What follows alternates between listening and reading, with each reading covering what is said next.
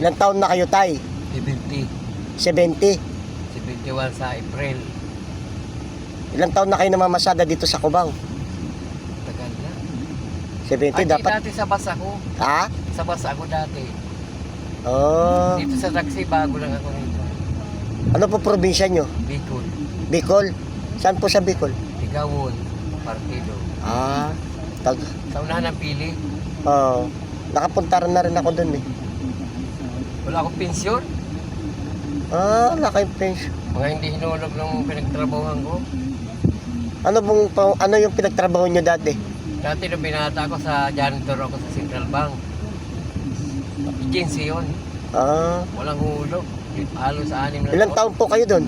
Ka-6. Ano? Tapos nagmaneho ko sa bus ni Irap. Bus ni? Irap. May bus din si Erap. Daming bus nila siya. Di, ano sila nun? Si Irap, yung anak ni Enrile, si TC Orita, tapos 2 Colonel Cruz. Sinakaltasan ako pero walang hulog. Ah. Kaya Sabi ko, baka parang may edad na si tatay ah. Sa puting-puti na yung buhok nyo tay. Wala. Ano to, hanggat malakas. 71 na po kayo? Sa April. Mga dapat mga gantong edad eh. Medyo sa bahay lang kayo. Wala. Wala ako. Magugutom ako. Ay, magugutom po kayo. Yung mga anak ko, hindi ka nakatapos ng first year high school. Ano apelidin nyo tay? 3 years. Hindi po, hindi sana kung sa edad nyo yan, nagpe-pension na sana kayo. Kung meron akong pension, hindi talaga ako... Sa SSS, hindi kayo nagulog. Meron nga akong hulog yan kasi din naman mga hinulog. Nako, pwede. Sayang. Tapos, may lupa ako sa probinsya, hindi na rin ako magdadrive. Doon na lang ako titira. Sa probinsya. Kaso wala naman kami lupa doon. Ay, nandito yung pamilya nyo. Nandito. Tatay ko kasi, namatay ang tatay ko, 3 taon lang ako. Ah. Tapos dito na kayo sa... Hindi, sa Bicol pa. Naglayas ako sa Bicol, ang edad ko 10 para 11. Kasi yung lulo ko ba noon masyadong 71, no? tapang. Kaya naglayas ako sa amin. Hindi na ako mga nakauwi-uwi dahil pagdating ko rin wala naman akong trabaho. Medyo malakas pa yung mata nyo, no, tay? 70. Ano rin? Kaso yun nga sinasabi ko siya, pag hindi ako naghahanap buhay, Wala kakainin. magugutom ako. Kaya hindi pwede talagang walang hanap buhay. Kaya nga po eh. Tapos yung mga apo ko, merienda at sa compound, sa akin pa. Pagdating sa... Ilan po anak nyo, tay? 5. Siguro nakapagtapos na rin po kayo. Wala nga natapos. Wala nakatapos sa first year high school. Ay, Kaya walang mga trabaho maganda. Tapos yung isang anak ko na sira pang ulo. nasira po yung ulo? Oo. Para sa droga po? Hindi. Pipi yun. Ah, pipi. O pinag-aaral ko sa sign language. Lagi sana ng first honor yun. Opo. Pagkatapos nga sana ng high school noon, pag-aaral sana yung sa Lasal, libre. Ah. Tapos, ano pa, may allowance pa siya. Eh kaso, pagdating bago makatapos ng high school, ano siya, nasira ulo na. Kaya yung pa problema ko. Hanggang ngayon po, O hanggang ngayon. Tapos may maintenance pa yun. kayo tayo, wala pa po kayo maintenance? Meron ko dati pero tinapong ko. Kasi hindi ako nakakatulog. Ano po yung dati sakit nyo, tay? High blood. Ah, high blood po kayo. Ah, dati may maintenance na kayo, losartan. Lasartan, no? Tinapong ko yun kasi.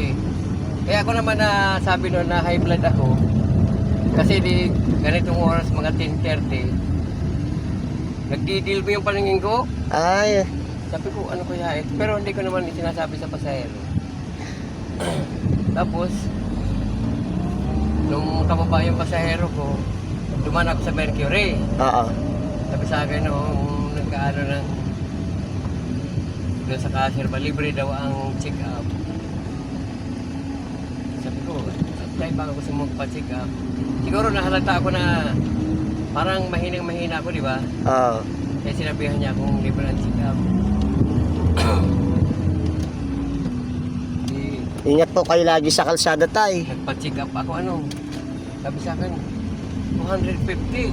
Ay, mataas po yun. Ang taas nga sabi nga ng doktor, marahin ako at baka ma-accidente ako sa daan. Kalsada, oh. Sabi ko naman sa doktor, sabi ko, "Dok, hindi na pwede kasi pag kinuha ko ako sa garahe ito, hindi pwedeng walang boundary."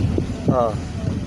Eh, sabi, bahala ka pero yung suggestion ko sa'yo, marahin ka kasi masyado mataas yung ano mo. BP mo. Hindi pangkaraniwan daw. Oo. Eh, bumili ako ng gamot, minom ka agad ako.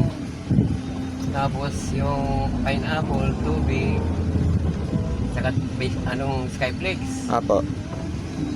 Parang pag inom ko ng yung ano ba yung pineapple, saka maraming tubig, parang gumaan pa yung ano ko. Pakiramdam nyo. Oo. Hindi na ba nagdidilip yung paningin ko sa daan na parang may dagat na alon-alon ba. Oo. Di tuloy ako. Oo, wala, just okay naman. Pero hindi nyo na tinuloy yung maintenance ninyo. Hindi, tinapon ko yun. Dami kong piling gamot doon eh. Sabi ko lalo kung ma-aksidente kasi. Siyempre, hindi ako nakakatulog. So ngayon po, normal po yung pagtulog ninyo ngayon. Ano rin, mga alas 2, gising na ako. Nga sa mga ganyang edad eh, talagang minsan ang karamihan ng sakit na matatanda, high blood, Kaya ganyan. nauuna pa eh. Hindi ako nakakatulog yan. Ang gawin ko yan, init ako ng tubig, ligo ako. Pasado na ako niyan. Oo. Hirap rin yung walang pensyon. Hirap po talaga walang Kasi pension. gusto mo magpahinga. Kahit buwan-buwan lang po sana na 10,000, no? Kahit nga 5,000 lang. 5,000 lang, pwede na po kayo doon. Kaso wala. Oo. Talagang kayod talaga. Sige. Hanggat may lakas. Kaya dito kasi yung sa anak ko, yung sa maintenance niya pa sa gamot. Opo. Pag hindi na kakainom, nagwawala. Dalawang busy nga pinadugo ang ulo ng misis ko, no? Sige po tay, salamat po tay. Pinahalo ng kutsara. Ingat po kayo lagi.